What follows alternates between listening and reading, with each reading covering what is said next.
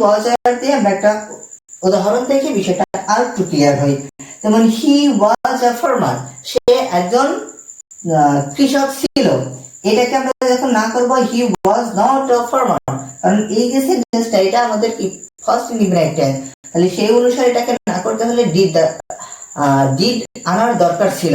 কিন্তু আমাদের কথা হচ্ছে যে সেন্টেন্সের মধ্যে টু বি ভার্ব টু যদি মেইন ভার্ব হিসেবে ব্যবহৃত হয় তাহলে অতিরিক্ত যে অক্সিলারি ভার্ব গুলো সেগুলোর প্রয়োজন হবে না। প্রশ্ন করার সময় কি করতে হবে, এই টু বি ভার্বটাই সাবজেক্টের আগে দিয়ে দিলে প্রশ্ন হয়ে গেল। যেমন ওয়াজ he a student, say was he a farmer, এখানে ভুল করেছি, ওয়াজ হি আ ফার্মার, দেন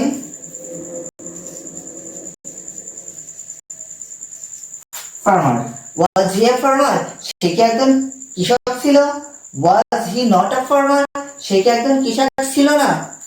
এইভাবে করে একটু বিষয় খেয়াল করে দেখলে দেখা যাবে যে আমরা সচরাচর এই ধরনের কথাবার্তাই বলে থাকি।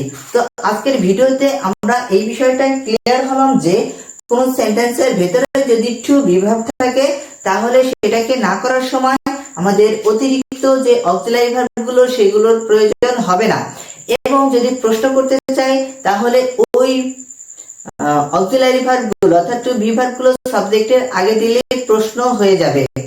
আশা করি আজকের এই ভিডিওতে এই টু বি ভার্ব যুক্ত সেন্টেন্সকে কিভাবে নেগেটিভ করতে হবে এবং কিভাবে প্রশ্নবোধক বা ইন্টারোগেটিভ করতে হবে সেই বিষয়টা সবাই বুঝতে পারছে। তারপরেও যদি কোনো সমস্যা হয়ে থাকে বা বুঝতে অসুবিধা হয় তাহলে কমেন্ট বক্সে কমেন্ট করলে আমি পরবর্তীতে সেই বিষয় সম্পর্কে ক্লিয়ার করার জন্য চেষ্টা করব।